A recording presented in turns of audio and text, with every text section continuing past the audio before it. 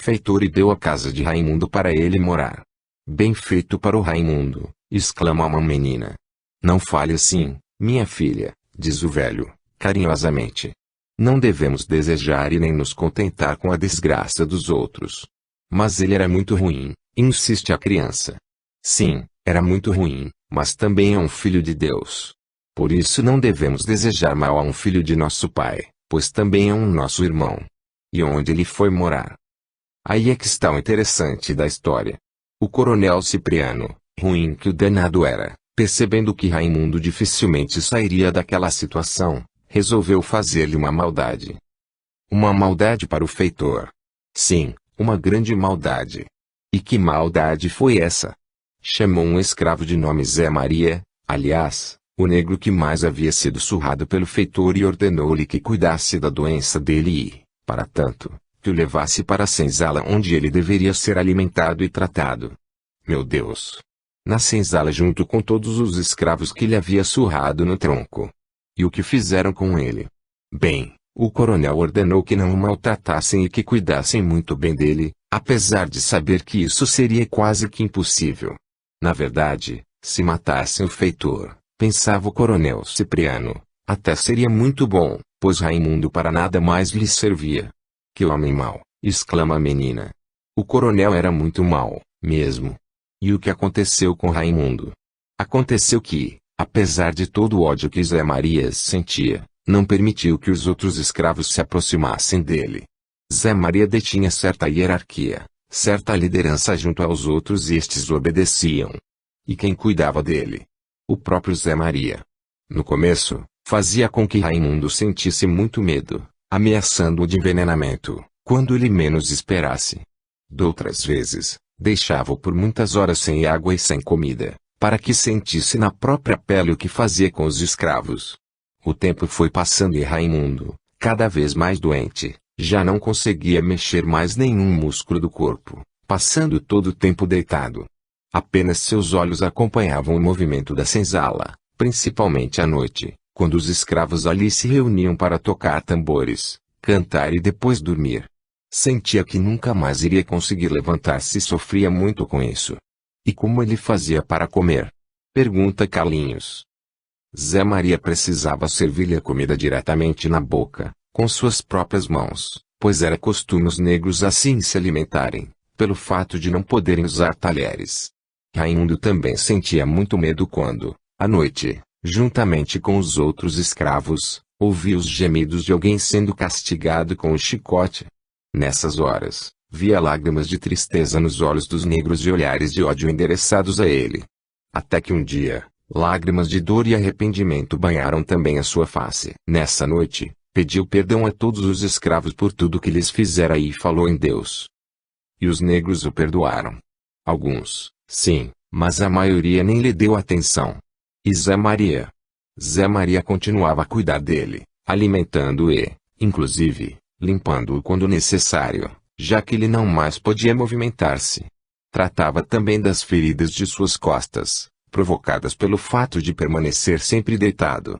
Esse tal de Zé Maria devia ser um homem muito bom, pois cuidava daquele que tanto chicoteara, comenta Carlinhos.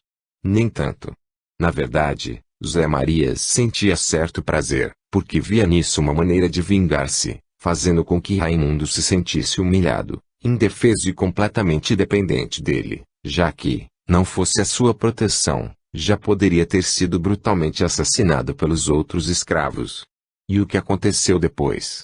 Um ano já havia se passado quando, numa noite, chegou a grande notícia: havia sido assinada a Lei Áurea e, com ela, a libertação de todos os escravos.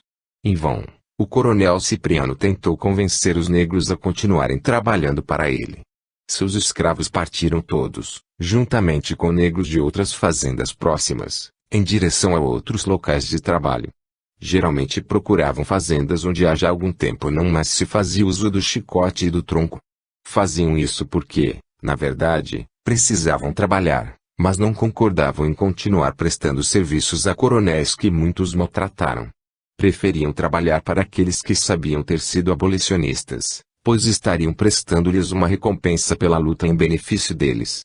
E Raimundo, velho negro, Continuou na fazenda.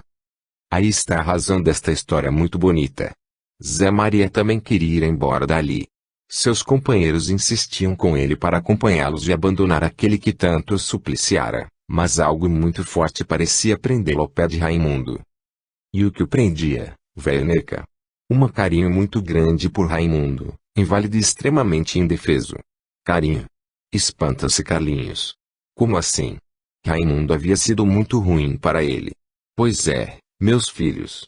Vejam a maravilha do sentimento que Deus colocou no coração de cada homem, de cada filho seu. No começo, Zé Maria sentia muito ódio de Raimundo e somente cuidava dele, a fim de vingar-se, de fazê-lo sentir quão frágil se encontrava e o quanto necessitava de sua ajuda. Depois, com o passar do tempo, vendo o feitor sofrer tanto fisicamente com a doença, começou a sentir muito dó dele. Era para sentir dó, mesmo, comenta uma outra criança. E quando percebeu que Raimundo sentia muito arrependimento por todo o mal que praticara, passou a sentir enorme pena. Mas dó e pena não significam a mesma coisa? Pergunta a menina. Não sei, responde o negro.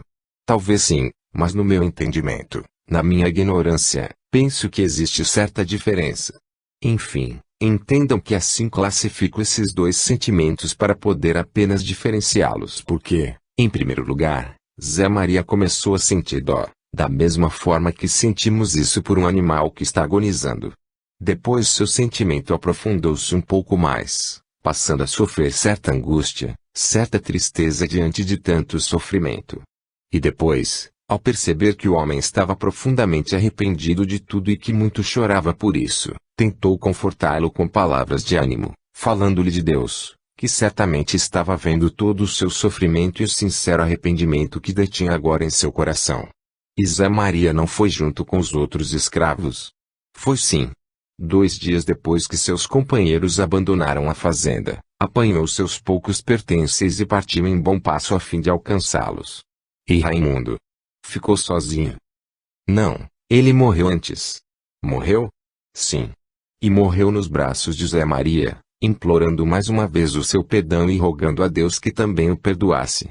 Foi quando Zé Maria percebeu que sentia um carinho bem maior por ele e ambos choraram abraçados até que a morte veio e levou o homem. As crianças, com lágrimas nos olhos pela triste história ali narrada, aguardam agora o desfecho que velho Neca sempre dava às suas narrativas. Bem, meus filhos, vocês estão esperando minhas últimas palavras, não é? Sim, responde a menina. Pois bem, mas hoje, quem vai dar a palavra final é aqui o Carlinhos. Eu? Pergunta o menino, assustado. Sim, você. Vamos, eu ajudo. Diga-nos, de maneira bem simples, o que entendeu e observou nessa história. Bem, acho que no que diz respeito a Raimundo, foi bom ele ter ficado doente, porque acabou se arrependendo de todo o mal que tinha feito e pediu perdão aos escravos e a Deus. Mamãe sempre fala que antes de partirmos desta vida, temos que nos arrepender do que fizemos de errado para que Deus nos ajude. E foi o que aconteceu com esse feitor, não foi? Sim. E quanto ao Zé Maria? Também foi bom para o Zé Maria porque o ódio é uma coisa errada e ele, vendo todo o sofrimento de Raimundo, acabou, como o senhor disse, sentindo pena e depois, de tanto ficar junto a ele, acabou tendo um forte sentimento de carinho e de amor por causa de seu sofrimento e de suas lágrimas sinceras. Muito bem, Carlinhos.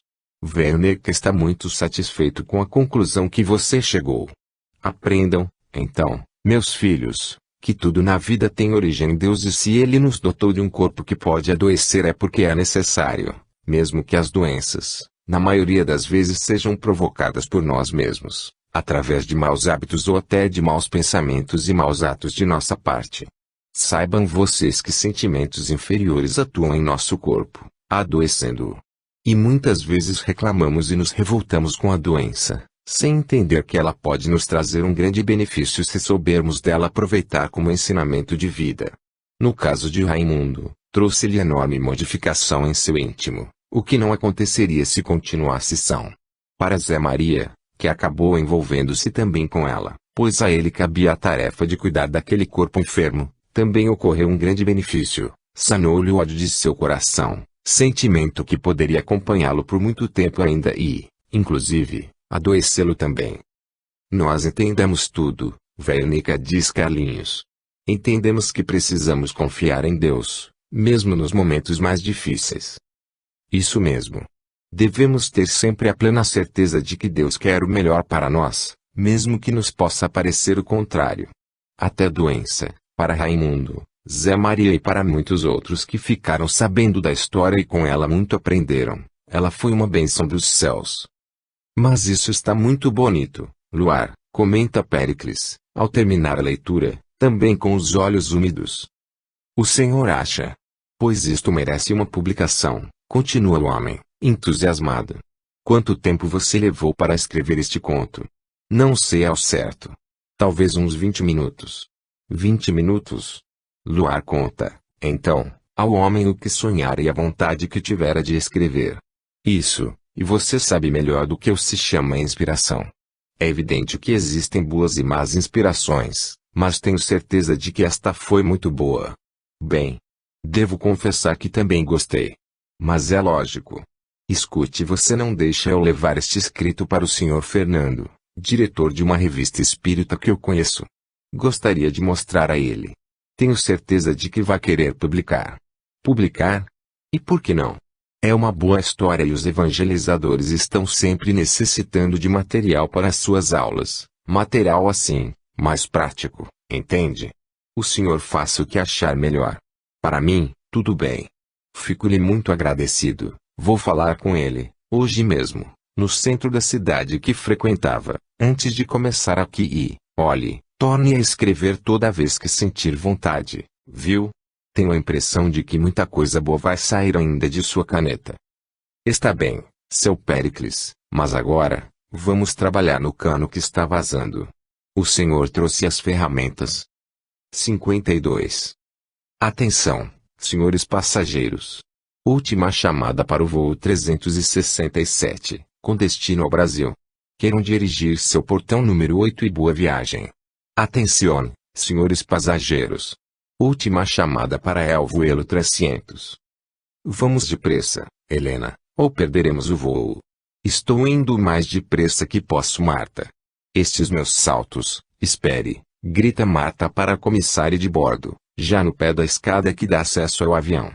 Suas passagens, por favor. Estão aqui, diz Helena, apresentando-as. Ufa! Pensei que fôssemos perder o avião. Agora está tudo bem. Deixe-me ajudá-la a colocar a maleta no bagageiro. Me ajude, sim. Está pesada. Também, tinha que comprar tanta coisa. Você não viu o que eu trouxe na mala? Vi, sim. Um exagero. Pronto, vamos nos sentar. Está melhor, agora. Estou bem melhor. Foi apenas um ligeiro mal-estar. Por sorte, este aeroporto possui farmácia. O medicamento já está fazendo efeito. Deve ter sido algo que comeu ontem à noite. Comi o mesmo que você, Marta. Foi depois que recebemos a notícia sobre Lelis que comecei a passar mal. Estou muito nervosa e angustiada. Oh, meu Deus! Helena cai em prantos. Não chore, Helena. Tudo vai dar certo. Agora, não sei por que sua mãe foi lhe contar isso ao telefone. Se guardou o segredo até agora, deixando que você se divertisse. Foi porque eu lhe falei que estava pensando em ficar mais alguns dias aqui na Europa e ela achou que eu deveria saber do ocorrido. Afinal de contas, pelo que ela disse, já se passou mais de um mês que tudo aconteceu. E pelo que Mirtes contou a ela, parece que Lelis deve estar correndo perigo de vida. Imaginam que foi um atentado contra ele. Mas quem poderia querer atentar contra a vida de Lelis? Ele nunca fez nada a ninguém. Sempre foi incapaz de, nem ao menos, discutir mais acaloradamente com quem quer que seja. Tem algo de muito estranho nessa história, Helena. O que mais me preocupa é que mamãe disse que não estão conseguindo encontrá-lo. Aperte o cinto, Helena. O avião vai levantar voo. Sim, responde a moça, afivelando o cinto de segurança. Helena e Marta são primas e seus pais, também empresários, são muito amigos do Dr. Milton e da família. Helena possui 26 anos e Marta, 27. A exemplo de Lelis, agora Luar, também são espíritas e frequentam a mesma casa espírita que ele. Moram na mesma cidade que Lelis e fazem parte de um grupo, Dentro desse centro, que se ocupa em distribuir mantimentos aos pobres, assim como o Evangelho segundo o Espiritismo para todas as pessoas que percebem necessitadas de tomarem conhecimento da doutrina, o mesmo fazendo em campanhas em penitenciários e hospitais. Os três são amigos inseparáveis e Helena possui um carinho muito especial por ele. Na verdade, gostaria que ele sentisse o mesmo por ela e sonha em namorá-la um dia, apesar de não ter coragem de lhe confessar o seu amor. Quando tudo aconteceu com Lelis, as duas moças estavam em passeio turístico pela Europa. A mãe de Helena estava sabendo do ocorrido, mas não quis preocupar a filha e nada lhe contou a não ser na noite anterior à da viagem de volta. Sabia que a filha interromperia o passeio se soubesse antes. Pelo que você me contou, ele fugiu do hospital quando pareceu ter percebido que tentaram matá-lo. Foi o que mamãe imagina ter acontecido. O Dr. Milton colocou até detetive particular para tentar encontrá-lo. E não conseguiu nada ainda. Disse-me ela que por pouco não conseguiu encontrá-lo, mas que parece que toda vez que está próximo disso, ele desaparece e que... Olha. Isso ela me confidenciou porque Dona Lídia não sabe. O detetive acha que tem alguém atrás dele para tentar eliminá-lo. Meu Deus! Mas por que será? Ninguém sabe e nós, principalmente nós, que temos tanto conhecimento da vida dele, não temos a mínima ideia do que poderia estar acontecendo. Diga-me uma coisa, Helena, você que conversa mais com Lelis, conversa mais? Sim, Helena. Você é quem mais contato tem com ele. Você tem o mesmo contato que eu, Marta. Helena. Pensa que não sei que você está apaixonada por ele? Que você o ama. Meu Deus, Marta, Helena. A moça abaixa os olhos. Não precisa ficar assim, prima. Você não consegue esconder e quase todas as pessoas de nosso convívio já perceberam isso. Por que negar? O que há de mais nisso? A única coisa que penso é que você deveria ter aberto o seu coração para ele. Confessar a Lelis. Sim. Quem sabe, já não estariam namorando se você tivesse falado com ele. Não se esqueça de que Lelis também é um pouco tímido para essas coisas. Quem lhe garante que ele não possa estar sentindo o mesmo por você? Você está falando bobagens, Marta. Não estou não. Continuo a insistir, você já deveria ter aberto o seu coração, o seu sentimento. Helena suspira e confessa, sabe, acho que você tem toda a razão. Sim. Só que agora ele nem se lembra mais de sua existência. Mamãe disse que o psiquiatra explicou ao Dr. Milton e a Dona Lídia que o restabelecimento da memória de Lelis será apenas uma questão de tempo. Foi uma perda parcial e que, apesar de ele não ter condições de poder fazer uma previsão, a qualquer momento, poderá recobrar a memória. Tanto é que ele apenas não sabe e não se lembra de quem é e nem de ninguém, mas detém o conhecimento de tudo que aprendeu, como por exemplo, da física em que é formado, como da doutrina espírita. Isso é muito bom. E pelo que fiquei sabendo, parece que uma testemunha do atropelamento afirmou que Lelis teria gritado o nome do motorista que o atropelou, mas que ela não se lembra. Talvez esse motorista que o queria eliminar, também o tivesse ouvido e, agora, com receio de que ele recubra a memória e se lembre dele, o esteja querendo matar. Meu Deus, pobre Lelis. Será que ele está passando dificuldades, passando fome? Esses pensamentos me tiraram o sono ontem à noite. Sabe o que acho, Helena? O quê? Penso que com toda a bondade e educação de Lelis, facilmente ele conquistará a confiança das pessoas que encontrar pelo caminho e que certamente irão ajudá-lo. Acredito até que irão acolhê-lo. Você tem toda a razão, Marta. Lelis é um moço muito bom e essa sua bondade, como nós sabemos, encontra-se sempre estampada em sua fisionomia. Dificilmente alguém deixará de auxiliá-lo, além do que, se ele mantém o conhecimento da doutrina espírita, estará sempre ajudando alguém e Deus não abandonará. Nem os bons espíritos, pode acreditar. Será que não podemos fazer nada, Marta? Fazer o quê, Helena? Sei lá. O que não podemos é ficar de braços cruzados esperando que ele recubra a memória e volte para casa. Não vejo a hora de me encontrar com Dona Lídia e com Mirtes. Dona Lídia deve estar sofrendo muito. E Mirtes, então? Tem verdadeira adoração pelo irmão. E o Dr. Milton? Pobre homem. E Paulo? Paulo? Pergunta Marta, transformando agora sua expressão. Será que Paulo estará preocupado com o destino de Lelis? Marta. Não diga isso. Eles são cunhados, sim, mas Paulo é muito ambicioso. Será que se Lelis desaparecer para sempre, não lhe sobrará mais na herança do Dr. Milton? Herança, Marta? Ora, o Dr. Milton ainda irá demorar muito para abandonar este mundo material.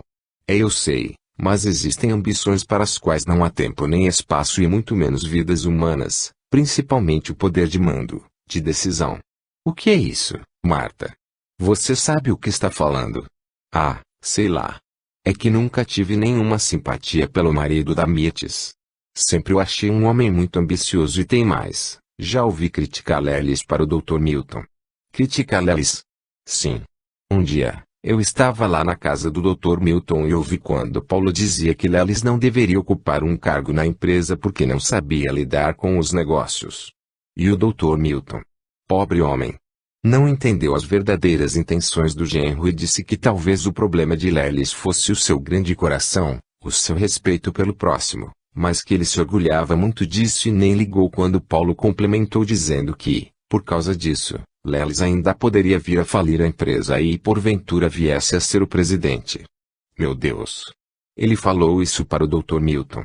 Falou, mas o Dr. Milton riu e disse que isso nunca iria acontecer, porque ele confiava muito no genro que, evidentemente, com toda a sua capacidade, não permitiria que isso acontecesse. Sabe, o Dr. Milton levou tudo na brincadeira, mas eu entendi muito bem a preocupação de Paulo e as palavras venenosas contra Lelis. Parecia que estava querendo fazer com que o sogro começasse a pensar nisso. Mas você não está querendo dizer, eu não estou dizendo nada, apenas nomeando uma pessoa que sairia lucrando se Lelis viesse a desaparecer. Marta, por favor, não diga isso a ninguém. Não vou dizer a ninguém. Mas penso que devemos frequentar um pouco mais a casa de Mirtes e ficar de olho no Paulo. Aliás, por que não investigar o que pode estar acontecendo? Investigar? Sim, Helena, investigar. Somos jornalistas formadas e podemos muito bem sair por aí fazendo perguntas. O que me diz? Bem, não sei. Gostaria muito de ajudar a encontrar Lelis. Pois, então, vamos investigar a fundo. Mas por onde começar? Talvez pelo hospital ou pelo detetive que o Dr. Milton contratou. O que acha? Você tem razão. Temos dinheiro suficiente para sairmos à procura de Lelis e, na verdade, eu nem conseguiria ficar passiva, aguardando as coisas acontecerem. Quem sabe não poderemos dar um furo de reportagem, hein? Faríamos enorme sucesso, se descobríssemos toda a verdade. Marta, como pode estar pensando numa coisa dessas? A única coisa que penso neste momento é encontrar Lelis e ajudá-lo. Desculpe-me, Helena. Você tem razão. Acho que devaneei demais. Combinado, então, diz Helena, gravemente. Vamos procurar Lelis. Vamos mover céus e infernos até encontrá-lo e, se for verdade que alguém esteja planejando eliminá-lo, que Deus nos ajude a descobrir quem é. Assim é que se fala, Helena. 53. Após mais de 2 semanas de busca em pequenas cidades e vilas da região, Romildo e seus homens, já um tanto desanimados e debaixo de intensa pressão por parte de Paulo, que pretende, a todo custo, eliminá-lo, encontram-se agora defronte de um pequeno armazém de secos e molhados, na localidade onde Luar se encontra. Armazém do Figueiredo, lê Romildo e ordena Aldo e Rubens, vamos entrar e pedir informações. Dirigem-se então para o armazém, enquanto Soares, com o pé engessado, aguarda no automóvel. Sente-se muito cansado, pois somente consegue andar, apoiando-se num par de muletas, além de estar com a mente um tanto confusa após o episódio em que Luar o salvara de dentro do buraco onde caíra empurrado que fora pelo menino Agnaldo. Ficara muito impressionado com a bondade e o desprendimento do rapaz, principalmente quando ele lhe lera o capítulo de um evangelho onde Jesus concitava aos homens a salvarem seus inimigos. Depois disso, não mais conseguira esforçar-se para encontrar Luar e, muito pelo contrário, vinha procurando, disfarçadamente, dificultar o trabalho dos companheiros. Estranhamente para ele, não gostaria que algo de mal acontecesse ao rapaz. Seu Figueiredo, por favor, pede Romildo, polidamente, mostrando uma foto de Luar ao homem. O senhor por acaso não viu passar por aqui o rapaz desta fotografia? O homem olha atentamente para o papel, reconhece Luar, mas não tem plena certeza se deve dizer àqueles homens o que sabe a respeito. Romildo, Aldo e Rubens não lhe inspiram confiança. Procura, então, ganhar tempo a fim de conseguir maiores informações sobre o que pretendem com ele. Não me lembro muito bem, responde. Passa muita gente por aqui, sabe? Este moço é parente de vocês? É meu primo e ele me disse que talvez viesse para cá. Gostaria muito de encontrá-lo, pois preciso lhe entregar uma quantia em dinheiro. A mãe dele faleceu e deixou-lhe uma pequena herança. Uma pequena herança? Sim, e ele está muito necessitado, sabe? Entendo, diz Figueiredo, mas ainda desconfiado daqueles homens. Faz uma tentativa de verificar a sinceridade de Romildo. Como é o nome dele? Romildo fica em dúvida agora, quanto ao que dizer, pois não sabe se Luar já recobrou a memória e esteja usando o nome correto. Mesmo assim, arrisca. Ele se chama Luar. Luar Peregrino. Luar Peregrino. Sim. É um nome meio estranho, não? Estou estranhando o sobrenome Peregrino. O nome o senhor já tinha ouvido falar? Sim, concorda finalmente. Pois não vê motivos para não dar informação a Romildo. Ele passou por aqui há cerca de uns 15 dias ou mais. É. A foto é dele. Estava achando, mesmo, que estava reconhecendo a pessoa desta fotografia. O senhor saberia nos dizer para onde foi ou onde se encontra neste momento? Ele estava procurando por seu Brandão. Brandão. Isso mesmo. O dono da fazenda Santa Luzia. Ele foi para lá? Está morando e trabalhando lá. Na verdade, atualmente, ele fica mais aqui na cidade do que na fazenda. Aqui na cidade? Seu Brandão, ele e mais outras pessoas estão fundando um centro espírita e Luar é quem está dirigindo tudo, inclusive a reforma da casa onde funcionará esse centro. Entendo. E esse lugar é perto daqui? Oh, sim. Aliás, pode ser que ele se encontre lá agora. Vamos até lá fora.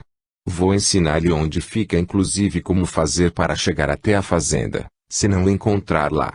Dizendo isso, Figueiredo explica a Romildo como fazer para chegar ao centro e à fazenda. Muito obrigado, seu Figueiredo. Luar ficará muito agradecido ao senhor por nos ter ajudado a encontrá-lo. Não seja por isso. Boa tarde, então. Boa tarde. Os homens retornam ao carro e, lentamente, dirigem-se à casa, tendo cuidado de estacionarem o veículo a certa distância, próximo a uma estação ferroviária, para não chamar a atenção. Vocês me esperem aqui, ordena Romildo. Irei sozinho para não dar na vista. E se ele estiver lá? Pergunta Soares, preocupado com a sorte de Luar. Eu o trarei até aqui sob a ameaça de meu revólver. Preparem-se para instalá-lo no porta-malas. Pretendo eliminá-lo fora da cidade. Certo, concorda Aldo. Pode ir. Nós lhe daremos cobertura daqui. Romildo caminha, então, até a casa indicada pelo dono do armazém. Chegando defronte dela, percebe movimento lá dentro. A porta da frente encontra-se aberta, assim como o pequeno portão de entrada. O homem entra aí, sorrateiramente, para entre a porta da rua e uma das janelas que dão para o alpendre onde se encontra. Procure ouvir o que dizem no interior da residência. É Irma quem fala a Péricles, a sua esposa Maria e Dona Dulce, mulher de Brandão. Penso que tudo se encontra nos devidos lugares. Acho que deveria colocar a lousa mais perto da parede para que os que se sentarem aqui atrás possam vê-la sem que a visão seja obstruída pelas cabeças dos que se sentarem mais à frente. Sugere Dona Dulce. A senhora tem razão. Vou mudá-la de lugar. Pode deixar, diz Péricles. Eu a carrego. Romildo apura bem os ouvidos, mas não consegue ouvir a voz de Luar ali. Acho que não deve estar aqui, pensa. O que devo fazer? Devo entrar e perguntar por ele? E se ele estiver calado lá dentro? E se me reconhecer? Bem, se isso acontecer, terei que eliminá-lo aí dentro mesmo.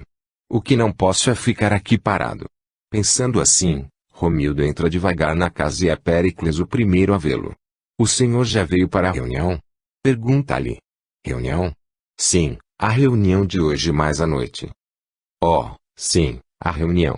Sim, talvez venha, mas... não sou desta cidade e acho que errei de endereço. Quem o senhor está procurando? Romildo mente. Um homem chamado Antônio. Disseram-me que ele morava aqui. Antônio de quê? Pergunta, por sua vez, Dona Dulce. Não sei o sobrenome, minha senhora. É um homem que trabalha com roupas, inventa agora. Não conheço ninguém com esse nome que trabalha com roupas. Só se for esse. Vocês me desculpem o incômodo. Não precisa se desculpar, e se o senhor passar a noite nesta cidade, convidamos-lhe a participar de nossa noite de estudos hoje. Temos a certeza de que gostará muito. Pode ser, responde Romildo. Mas, a propósito, o que vem a ser este local? Uma igreja, por acaso? Com todos estes bancos, não é uma igreja. Trata-se de um centro espírita que inauguramos há poucos dias. Ah, sim, um centro espírita. O senhor já ouviu falar de espiritismo? Tenho pouco conhecimento, mas, talvez, eu venho à noite. A que horas começará a reunião de estudos? Às 20 horas. Hoje será a aula inaugural, informa Péricles. O senhor é quem irá falar? Normalmente serei eu a ministrar o curso, mas esta noite penso em pedir para que um nosso amigo profira as primeiras palavras. Afinal de contas, a ideia foi dele, explica Péricles, bastante entusiasmado com o acontecimento. E qual o nome desse seu amigo? Ele se chama Luar. Luar Peregrino. Luar? Estranho nome. Será um apelido? Disfarça Romildo. É o nome dele, mesmo, responde Dona Dulce. Um moço muito bom. E ele se encontra aqui? Não. Hoje ele ficou na fazenda para terminar um serviço no escritório. Vocês têm uma fazenda? Pergunta Romildo, na tentativa de disfarçar e dar a ideia de que nada conhece daquela cidade das pessoas. A fazenda é do marido de Dona Dulce. Entendo. Bem, muito obrigado pela informação. Já vou indo. E pretendo vir para a reunião. Pois será muito bem-vindo. Até a noite, então. Até mais. Romildo abandona o centro e volta até o carro, revelando aos outros a conversa que tivera na casa. Desta vez ele não nos escapa, diz Rubens. Mas não escapa, mesmo. E você, Soares? Já consegue andar novamente? Ainda me dói muito, Romildo. Penso que esforcei-me demais naquela cidade. Não virá conosco? Pergunta Aldo. Não sei, apesar de que não gostaria de perder essa festa. Então, você ficará vigiando o carro e, a qualquer movimento suspeito, tocará a buzina por 2 vezes. Certo, mas daqui a pouco irei procurar um bar. Preciso ir a um banheiro. Retorno logo. Ainda é cedo para entrarmos em ação. E quanto a nós? Pergunta Rubens. Eu entrarei na reunião sozinho, responde Romildo. Você e Aldo ficarão do lado de fora alguns metros para me ajudarem a levá-lo até o carro. Mas você não pode participar da reunião, Romildo. Ele poderá reconhecê-lo, se lhe voltou a memória. Eu não vou entrar na casa. Assim que a reunião começar, ficarei do lado de fora, naquele alpendre, e quando ela terminar, o apanharemos. E o que faremos agora? Pergunta Rubens. Poderíamos ir até a fazenda, sugere Aldo. Quem sabe com um pouco de sorte, não liquidaríamos o assunto agora à tarde mesmo. Penso que não devemos nos arriscar, diz Romildo. Deve haver muita gente lá e, por certo, será difícil passarmos despercebidos. O ideal será cumprir a nossa missão aqui na cidade. Você tem razão, concorda Aldo. Não poderemos mais falhar. Não falharemos desta vez. Se quiserem, podem ir comer alguma coisa. Mas procurem não andar juntos para não chamarem atenção, diz Romildo. 54. Muitas pessoas se encontram reunidas no Centro Espírita Allan Kardec. Será a primeira aula sobre a doutrina espírita onde iniciarão um estudo, começando pela leitura de uma lição do Evangelho segundo o Espiritismo e a seguir, do Livro dos Espíritos. Gostaríamos que inaugurasse este nosso trabalho de estudo, Luar, falando-nos algo que sinta ser de muita importância a respeito. Pede seu Péricles. Isso mesmo, entusiasma assinando. Fale-nos, por exemplo, de como a doutrina espírita tem respostas para todas as nossas dúvidas. Uma ótima ideia, concorda a Dona Dulce, esposa de Brandão. Tudo bem, aceita Luar. Vou falar sobre um assunto que acho muito importante que seja abordado neste primeiro dia de aula. Dizendo isso, Luar dirige-se até a frente do pequeno auditório e inicia, após uma prece. Realmente, a doutrina espírita, como bem o disse Nando, possui explicações para todas as nossas dúvidas.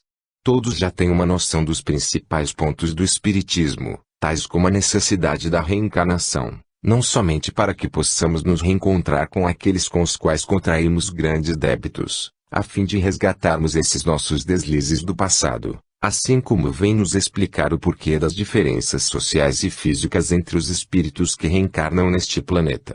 E é através dessas explicações que conseguimos entender por que alguns nascem ricos ou pobres, saudáveis ou com a saúde comprometida, porque uns têm uma desencarnação amena, após muitos anos de vivência na Terra, enquanto que outros tantos desencarnam precocemente e muitas vezes através de terríveis desastres a lhes tirarem a vida corpórea. Conseguimos entender também o que acontece quando, inesperadamente, e sem aparente motivo, nos encontramos tristes ou deprimidos. Sabemos muito a respeito das coisas da vida que nos dá a esperança de sermos cada dia mais felizes, desde que nos modifiquemos, pois que Deus quer para nós, os seus filhos, somente a felicidade. A doutrina espírita, certamente, nos dá o real entendimento das coisas, para tudo tem uma explicação e, o que é o mais importante, nos dá o consolo e nos ensina a viver e sermos felizes dentro dos ensinamentos de nosso Mestre Jesus, através de seu Evangelho. Isso é verdade, disse seu Péricles, não conseguindo conter essa frase, interrompendo momentaneamente a fala de Luar que, após alguns segundos de reflexão, retoma a palavra. Mas há uma coisa muito importante que gostaria de abordar neste momento. Reflete mais um pouco e lança uma pergunta aos presentes. Alguém de vocês sabe o que é uma seringobola? Os presentes entreolham-se como que para confirmar se alguém saberia responder aquela pergunta. Ninguém sabe. Todos fazem um ligeiro sinal negativo com a cabeça. Pois bem, vou lhes explicar o que isso significa. Seringobola, como o próprio nome diz, é uma bola, uma esfera de aproximadamente uns 20 centímetros de diâmetro, feita de vidro transparente que possui, em sua própria estrutura, uma seringa, também de vidro. Alguém tem alguma dúvida do que estou explicando? A senhora, aí da primeira fila, diz Luar, referindo-se a uma mulher sentada logo à sua frente traço, a senhora conseguiu entender ou, melhor, imaginar essa seringobola. A mulher limita-se a fazer um sinal positivo com a cabeça. Por favor, minha senhora, levante-se e diga para os presentes o que imagina ser uma seringobola. A mulher se levanta e, virando-se para a plateia, explica, bem, pelo que pude entender, seringobola é uma bola de vidro transparente mais ou menos deste tamanho, diz, mostrando com as mãos como se estivesse segurando a bola. E que num ponto qualquer possui uma seringa também de vidro transparente. Seria uma peça só, Luar? Isso mesmo. Uma única peça. A bola e a seringa. Muito obrigado pela participação, agradece Luar. Todos entenderam, então? A exemplo da senhora, os presentes meneiam a cabeça afirmativamente. Muito bem. Agora vamos imaginar que retiramos o êmbolo de seringa. Alguém sabe o que é um êmbolo? Um jovem levanta a mão. Poderia nos explicar? Pergunta Luar ao rapaz, que levanta-se e fala. Êmbolo é aquela parte móvel da seringa de injeção. É aquela peça que quando puxamos, aspira o líquido e que quando se aplica a injeção, comprime-se para injetar o remédio no corpo. Obrigado, meu jovem. Todos entenderam. Os presentes confirmam novamente. Agora, se eu retirar o êmbolo, colocar uma tinta azul, por exemplo, no corpo da seringa, recolocar o êmbolo e comprimi-lo, o que acontece? Logicamente, veremos a tinta azul entrar dentro da bola, certo? Certo, balbuciam alguns, enquanto outros dão característico sinal afirmativo. Também poderemos colocar na seringa uma tinta amarela e injetamos para dentro da bola. Por favor, queiram imaginar isso. Luar aguarda alguns segundos e continua. Prestem atenção porque eu agora vou movimentar a seringobola e misturar as duas tintas. Imaginem isso. Muito bem. Alguém pode me dizer o que aconteceu? Uma moça da plateia pede a palavra e diz, quando misturou a tinta azul com a amarela, a mistura delas transformou essas duas cores numa única cor, a verde. Parabéns, moça. Parabéns. Todos imaginaram a mesma coisa. Novamente todos concordam. Bem, terminei a minha explicação. Creio que todos entenderam bem o que é seringa-bola. Agora, eu pergunto a todos, vocês sabem para que serve esse instrumento? As pessoas ficam em silêncio. Pois vou lhes explicar. Essa tal de seringa-bola não serve para nada. Na verdade, ela não existe. Apenas a inventei para poder lhes explicar algo muito importante. Houve-se um murmurinho geral, aparecendo um sorriso nos lábios de todos. Luar sorri também e, aguardando alguns segundos, onde as pessoas sussurram comentários entre si, retoma a palavra. Meus amigos, vejam vocês que, apenas com palavras conseguires explicar o que era um instrumento que nunca viram e nem ouviram falar, apenas usando termos de comparação. E eu digo termos de comparação porque para tudo que explicamos, utilizamos meios de comparação. Tomemos a nossa seringa-bola, como exemplo. Quando eu disse que era uma bola de cerca de uns 20 centímetros de diâmetro, todos entenderam, porque sabem o que é uma bola e têm ideia do que anunciei, ou seja, 20 centímetros. Quando lhes disse que era feita de vidro transparente, também facilmente entenderam e imaginaram. Assim também ocorreu quando falei que num dos pontos dessa bola havia uma seringa e também quando me reportei às tintas injetadas nela e que foram misturadas dando uma cor verde, produto da mistura da azul com a amarela. Certo? Certo, respondeu o seu Brandão, bastante curioso em saber o que Luar está querendo lhes ensinar com tudo aquilo. Agora vamos imaginar uma outra situação. Imaginemos uma tribo de índios que vive numa mata, sem nunca ter tido contato com a civilização. Uma tribo selvagem e ignorante. Você, Nando, por favor, venha até aqui à frente, pede Luar ao filho de seu Brandão. O moço atende. Agora, Nando, gostaria que brincasse um pouco de faz de conta. Faz de conta. Sim, faz de conta. Faça de conta que todos nós aqui presentes somos os índios dessa tribo. Certo, todos vocês são índios selvagens e ignorantes. Você está indo muito bem. Agora, gostaria que nos explicasse, da melhor maneira possível, o que é uma seringa-bola, mas não se esqueça de que nós não conhecemos a palavra bola, nem sabemos o que é vidro transparente e, muito menos, uma seringa. Bem, vou tentar. Deixe-me ver, pense um pouco e use o melhor de sua criatividade. O rapaz raciocina um pouco e começa, meus irmãos índios, vou lhes explicar agora o que é uma seringa-bola. Seringa-bola é uma bola mais ou menos do tamanho desse coco, diz mostrando um coco imaginário com as mãos, e num dos pontos deste coco existe uma. Deixe-me ver. Um pedaço de bambu oco, talvez. Sim. Um bambu oco e que por dentro desse bambu existe um pedaço de pau. Que cabe dentro dele que se pusermos um líquido azul poderemos injetá-lo através desse bambu. Apertando o pequeno pedaço de pau como posso dizer? Se colocarmos um outro líquido, agora amarelo, veremos tudo se misturar lá dentro e, você consegue ver através de um coco, Nando? Oh, não. Bem, esse coco é transparente, ou seja, pelo lado de fora, vemos tudo o que acontece do lado de dentro e, Nando, não se esqueça que somos índios selvagens e ignorantes e não conseguimos entender como podemos ver através de um objeto. Não sabemos o que é transparente. Na nossa pouca inteligência, a conclusão máxima que poderemos ter é que você deve ser um louco que não sabe o que fala. Repito, como ver o que acontece dentro de um objeto. Nunca vimos um vidro. Você tem razão. Percebo que é muito difícil, ou quase mesmo impossível, explicar a um índio selvagem e ignorante o que é uma seringa-bola. Você pode se sentar, Nando, e obrigado. O moço volta ao seu lugar e Luar continua, meus irmãos. O que eu estou querendo dizer e torno a repetir, é que para tudo que ensinamos ou explicamos para uma outra pessoa ou um grupo de pessoas, utilizamos meios de comparação para isso. Mas como explicar a uma tribo de indígenas ainda ignorantes, usando meios de comparação, se não conhecem esses meios, ou seja, se não sabem o que é uma esfera transparente, o vidro, a seringa? Fica muito difícil, não é? 55. Enquanto Luar profere a pequena palestra de abertura das aulas no Centro Espírita Allan Kardec, é grande a movimentação do lado de fora do recinto. Você, Aldo, posicione-se naquela esquina, ordena Romildo. Quanto a você, Rubens, fique naquela outra. Soares permaneça no banco traseiro do carro, mas olhando pela retaguarda. A qualquer movimento estranho, buzine 2 vezes para que possamos perceber o que está acontecendo.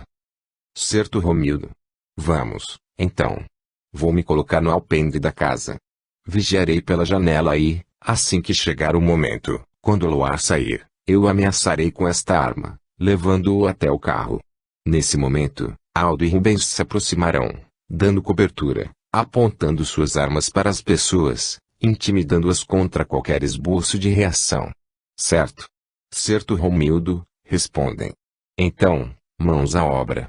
Dizendo isso, Romildo aproxima-se da casa e, posicionando-se no alpendre, fica a ouvir as palavras de Luar pela janela, numa posição em que não se deixe ver. Luar continua a palestra. Agora, eu gostaria de dar um outro exemplo, utilizando essa mesma tribo. Imaginem se colocássemos no meio de uma reunião desse grupo de índios, um aparelho receptor a pilha e alguém falasse através de um microfone sem fio, escondido dentro da mata. O que acham que aconteceria? Penso que os índios iriam quebrar o aparelho receptor a pauladas, brinca um senhor, sentado na segunda fileira. Todos riem, inclusive Luar. Pode ser mesmo, concorda. Pode ser porque os ignorantes têm o costume de tentar destruir o que não conseguem entender. Até dentre os homens mais civilizados há aqueles que costumam criticar o que não entendem, simplesmente porque isso lhes revela a ignorância de certas coisas, não é verdade? Luar faz pequena pausa e continua. Voltemos à reunião dos índios a ouvirem a voz que lhes fala através do aparelho receptor e imaginemos que não o destruam. Prestem bastante atenção no que vou lhes explicar. Em primeiro lugar, a estupefação e a surpresa tomarão conta de suas mentes ainda infantis. Ficarão muito curiosos ou, talvez, com medo do que não conhecem, achando até que se trata de algum tipo de feitiçaria. Mas poderemos lhes mostrar que é alguém que fala através de um microfone de dentro da mata. Nesse momento, alguém da plateia levanta a mão pedindo a palavra. Pois não, Antônio, pode falar. Poderia ser feita uma experiência com eles. Da seguinte forma, eles combinariam uma palavra a ser pronunciada e elegeriam alguém para ir até o meio da mata e pronunciá-la. Daí teriam a certeza de que, realmente, o aparelho transmite aquilo que eles queiram que seja transmitido. Muito boa ideia, Antônio. Poderia ser feito isso. Eles, então, tomariam contato com o fenômeno, mas, mesmo assim, não conseguiriam entender como é que tudo funciona, não é mesmo? E como poderia ser explicado a eles? Aí chegamos ao cerne da questão e na conclusão que quero transmitir a vocês.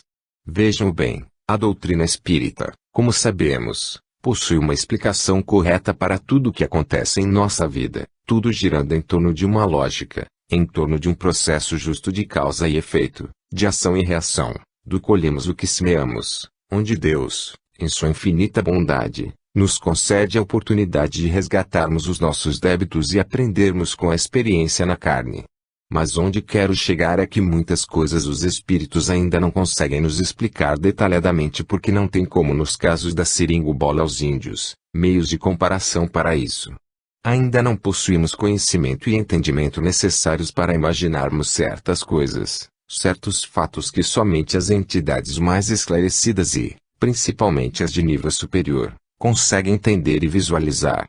Você quer dizer que nem tudo está à nossa disposição no que diz respeito às verdades do alto, não é? Isso mesmo, e o que é mais importante é que não é pelo fato de não conseguirmos ainda compreender o funcionamento de certos acontecimentos é que não devamos neles acreditar. Quanta coisa ainda se encontra fora do alcance de nossa inteligência. Poderia nos dar um exemplo? Sim. Poderia citar os resgates coletivos como, por exemplo, um desastre aéreo onde desencarnam muitos espíritos ou um grande incêndio. Sabemos que só pode ser um tipo de resgate dessa natureza, mas nos perguntamos como tantas pessoas que, muitas vezes, nem ao menos se conhecem, conseguem se reunir num mesmo acontecimento.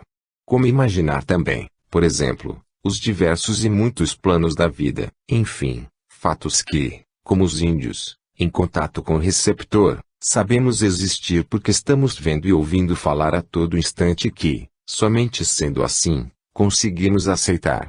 Cremos porque acreditamos na bondade divina e porque somente assim poderia ser, mas os espíritos não têm, ainda, como nos explicar concretamente, porque somos ainda muito ignorantes. E o que de mais importante quero ressaltar é que, exemplificando, não é pelo fato de não podermos tocar o ar é que não acreditemos em sua existência. Temos muito que aprender ainda e somente com o tempo e com a nossa evolução é que iremos adquirir um entendimento mais amplo, entendem? Luar, você poderia tecer uma comparação mais apurada entre nós e os índios? Perfeitamente. Vejam vocês que, para que pudéssemos entender muitas coisas que os espíritos não têm meios para nos explicar porque não temos ainda como lhes oferecer receptividade cognitiva para tanto, teríamos que, como já disse, evoluir muito. Da mesma maneira, isso ocorre com os índios selvagens e ignorantes que, para poder entender o funcionamento do receptor eletrônico, teriam, em primeiro lugar, que aprender a ler, a escrever, a contar e depois, tomar contato com a matemática, a física, a química e muitas outras matérias para que pudessem ter ciência de como são os átomos, seus componentes, principalmente os elétrons, intimamente ligados ao fenômeno da eletricidade, transistores, resistências, condensadores, potenciômetros, circuitos integrados, enfim, todo um cabedal de informações para compreenderem o porquê de uma voz ser transformada em corrente eletromagnética, ser transmitida pelo vácuo ou através de um microfone de um aparelho transmissor, ser captada por um receptor e novamente transformada em som audível. Além do mais, muitos indígenas não possuem condições para entender e aprender tão rapidamente. Entendo. Nesse momento, Romildo dirige seu olhar para um dos cantos da sala, bem atrás de Luar, e algo lhe chama a atenção. Mas o que é aquilo? Parece a mochila dele. Sim. É a mochila de Luar. Por que será que ela está aqui? Por que será que eu trouxe? Deveria tê-la deixado na fazenda. Dá, então, um sinal para Aldo que, prontamente vem ao seu encontro, postando-se por trás dele, para também não ser visto. Você me chamou, Romildo? Sim. Deu uma olhada naquele canto lá no fundo. O que tem lá? Aquela não é a mochila de Luar? Pelo menos confere com a descrição que Paulo me deu, lembra-se? Eu a descrevi para vocês. Corpo verde escuro e alças e reforços marrons. Inclusive aquelas duas bolsas dos lados, as fivelas pretas e veja também aquele círculo marrom no centro, do mesmo material das alças. Aldo aperta os olhos para poder ver melhor e diz, parece conferir com a sua descrição, sim, Romildo. Mas o que ele estará fazendo com ela aqui? Talvez a carregue sempre consigo. Não. Já o vimos andando sem ela. Tem razão, aliás, é a primeira vez que a vejo, mas a descrição é perfeita e acho que seria muita coincidência uma outra pessoa ter uma mochila igual a essa. O que será que está acontecendo? Só se ele está pensando em viajar, assim que sair daqui. Não sei. Isso não está me cheirando bem. Por coincidência, num outro ponto do auditório, Brandão encontra-se sentado ao lado de Nando e de sua esposa, Dona Dulce, que lhe pergunta baixinho, Brandão, por que a mochila de Luar está ali naquele canto? Ele pretende ir para algum lugar? Não sei bem, Dulce, cochicha o homem. Já lhe perguntei e ele me disse que talvez algo aconteça esta noite. E o que poderia acontecer? Pergunta a mulher, agora preocupada. Luar achou melhor não me dizer. Falou em querer evitar confusão. Confusão? Parece que ele está sabendo de alguma coisa. Recebeu um telefonema há cerca de umas 2 horas. Lá na fazenda, antes de virmos para cá. Um telefonema? Sim. Fui eu mesmo que atendi. Um homem que não quis se identificar pediu para falar com ele e chamou de Luar. Estranho, Brandão. Muito estranho, e Luar disse-me que preferia não me falar nada, como já lhe disse, para evitar algum tipo de confusão. Quem será que telefonou para ele? E, ainda por cima, chamando-o de Luar? Não sei, Dulce. E Luar não lhe disse mais nada? Apenas agradeceu-me por tudo que fiz por ele e que nunca deixasse que o centro cerrasse suas portas. Que tivéssemos muita fé em Deus, em Jesus e nos bons espíritos, diante de qualquer dificuldade. Mas então ele vai embora, Brandão. Também acho, mas não me vi no direito de exigir que me contasse mais, pois insistiu, de maneira veemente, para que não lhe fizesse mais perguntas e que o desculpasse por isso. Bem, acredito que depois da reunião, ele nos falará a respeito. Não deverá ir embora sem ao menos despedir-se de nós. Isso é verdade. A não ser que isso seja necessário. Estou ouvindo que está conversando com mamãe, pai, diz baixinho Nando traço, e penso que já tenho alguma ideia do que vai acontecer. E o que é filho? Tanto Brandão, como Nando e Dona Dulce procuram falar bem baixo, quase sem mexer os lábios para não atraírem atenção e não passarem por mal educados, já que Luar ainda está proferindo a palestra. Bem à tardinha, um pouco antes de virmos para cá, Luar quis confirmar comigo uma informação que tivera quanto ao horário do trem de carga que passa aqui pela cidade. Trem de carga? Isso mesmo. Perguntou-me, inclusive, se o trem chega a parar na estação. E você sabia desse detalhe? Sim. Eu informei que o trem faz momentânea parada apenas para confirmar o horário com o encarregado da estação. E queria também saber se esse trem levava passageiros. E eu lhe disse que não. Você não lhe perguntou o porquê dessas perguntas? Perguntei, mas ele me disse que era apenas curiosidade. Tenho a impressão de que algo vai fazer Luar fugir desta cidade. O que será, meu Deus? Será que ele está correndo perigo de vida? Pergunta Dona Dulce. Vocês viram algum estranho pela cidade? Eu não, pai. E você, Dulce? Não. Quer dizer, um homem esteve aqui hoje à tarde pedindo informações sobre tal de Antônio que era proprietário de uma loja de roupas e nós lhe respondemos que não conhecíamos nenhum Antônio que trabalhava com roupas. Dissemos que somente conhecíamos seu João da loja da esquina. Inclusive, chegamos a convidá-lo para vir aqui esta noite para assistir à palestra. E ele? Ele disse que talvez viesse, mas não o vi aqui, não. Quem será esse homem? Será que está atrás de Luar, pai? Como saber? Talvez Luar já esteja sabendo de sua presença e pretenda fugir. Mas ele deveria falar comigo. Nós o afofaríamos. Pode ser que ele tenha receio de que haja violência. Violência? Exclama a Dona Dulce, agora em tom um pouco mais alto, fazendo com que os olhares das pessoas ali presentes se voltem para ela. Luar percebe, inclusive quando Dona Dulce põe a mão em conchas sobre os lábios e abaixa a cabeça. Luar, que havia dado uma pausa em sua fala, bem no momento da palavra de espanto de Dona Dulce, continua. E para finalizar, resumo tudo no seguinte: a doutrina espírita tem explicações para todas as nossas dúvidas. Apenas não temos ainda condições de entender como se processam alguns fatos. Posso dar um exemplo? Pede Péricles, bastante entusiasmado com a explanação de Luar. Pois é, claro, meu amigo. Trata-se de um exemplo muito simples. Todos sabemos que, se batermos com um martelo no dedo, este doerá e que se a batida for muito forte, grande estrago poderá ocorrer, ou seja, temos a consciência de que se executarmos essa ação de golpearmos, ela gerará uma consequência, porém, não necessitamos ter conhecimento do que ocorre com as fibras musculares, com as fibras nervosas e com o tecido epitelial, para sentirmos a dor ou termos o nosso dedo destruído, pois, saibamos ou não, esses danos fatalmente ocorrerão. O que nos interessa é o conhecimento dos efeitos gerados por causas que podemos e devemos evitar. Correto? Correto, Péricles. E estou falando sobre tudo isso porque muitas pessoas incautas poderão argumentar fatos que não temos condições ainda de conhecer, apesar de termos conhecimento da essência e de como devemos agir de acordo com os preceitos de nosso Mestre Jesus.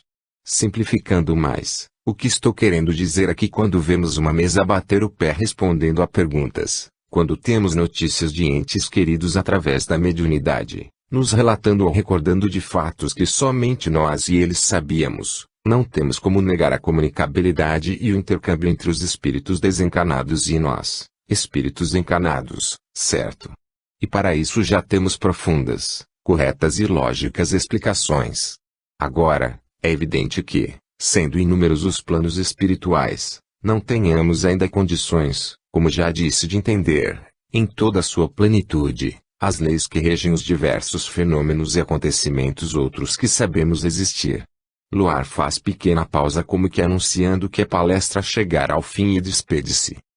Bem, meus irmãos, agradeço a atenção de todos e espero que minhas poucas palavras tenham sido de bom proveito.